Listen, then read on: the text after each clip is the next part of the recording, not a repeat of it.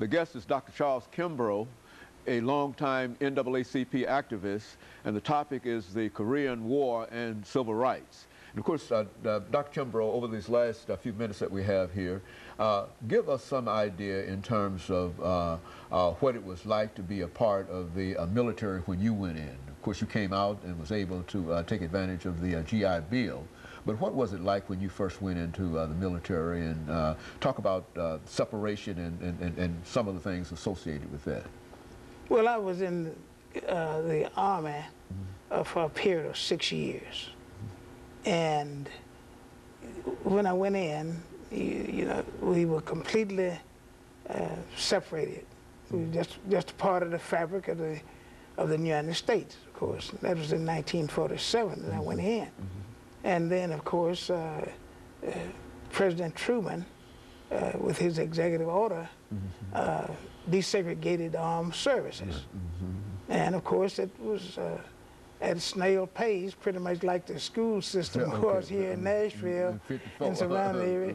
You know, the order comes down in 54, but you wound up integrated in the first grade in 57. So the Army was no different in that sense. Usually, you separated in the barracks, separated in the wherever you were serving, you were segregated. One of the things that happened is you could have a black first sergeant. He's going to do the drilling and the direct orders, and then the white lieutenant. If you had a black lieutenant, it'd usually be a second lieutenant and a white first lieutenant. But so it's always that pecking order from the top down. Then, of course, my second tour saw some differences, many more differences, in that you started to have, you'd have blacks and whites eating in the mess hall together, and, but still going back to their, for the most part, their separate units. Okay. Of course, eventually, I saw greater aspects of desegregation in that I was at Fort Benning, Georgia at one point in time. That was still during the Korean War, but having gotten wounded and came back stateside, where as a black person, I was trained by a white sergeant for be over the orthopedic ward, and then I got in position to do that myself.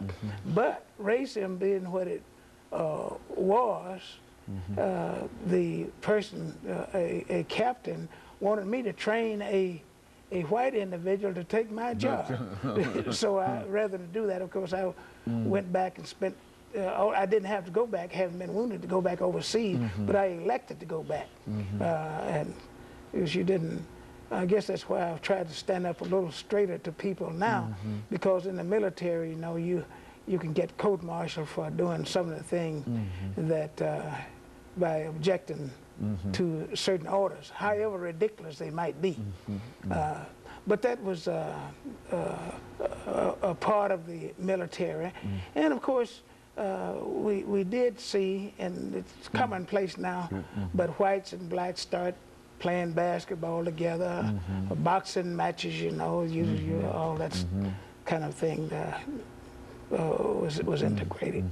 And so it was very, very slow coming around in terms of just bringing even the Army together. And all this time, for the most part, society is still as segregated outside of the military, is still much more segregated than the military was. Well, that is true. You can have a little more control, apparently. See, for instance, you know, President Truman, his desegregation order was in 1948. We don't get the Supreme Court order to desegregate public schools until 1954.